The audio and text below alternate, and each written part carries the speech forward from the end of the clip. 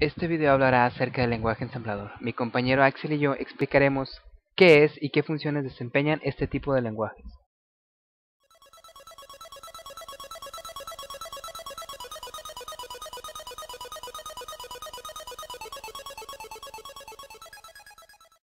Un ensamblador es el programa que convierte un listado de código fuente en código objeto, es decir, lenguaje máquina, el que finalmente interpretará el procesador.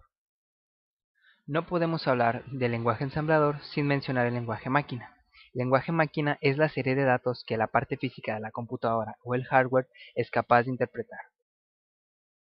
Una computadora, o mejor dicho, su parte física, solo distingue datos de tipo binario, es decir, una serie de unos y ceros, cuyo conjunto indica informaciones o instrucciones. Físicamente se materializan con tensiones eléctricas comprendidas entre los 0 y 4 voltios y entre 4 y 5 voltios.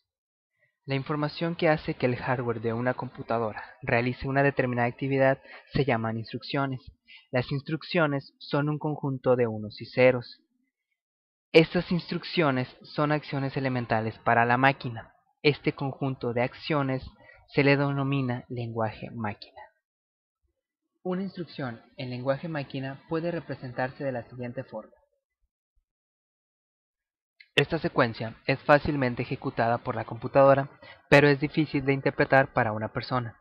La anterior secuencia de dígitos indica: traslada el contenido de la posición X a la posición de la memoria Y.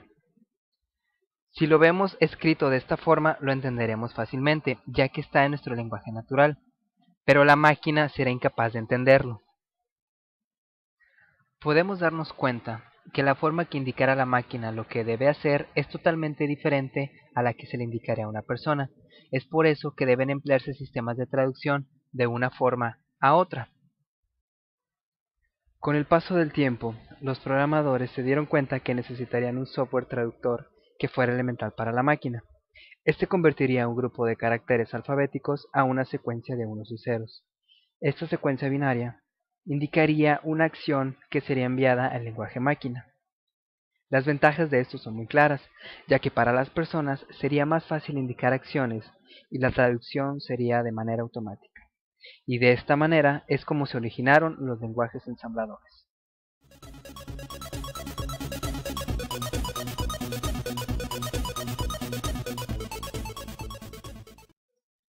Hablaremos ahora de los tipos de ensambladores. Ensambladores cruzados.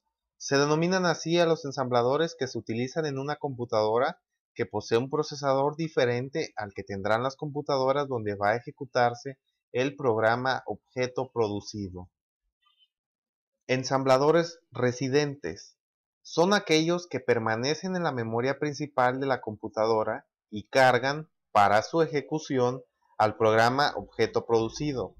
Este tipo de ensamblador tiene la ventaja de que se puede comprobar inmediatamente el programa sin necesidad de transportarlo de un lugar a otro, como se hacía en Cross Assemble, sin necesidad de programas simuladores.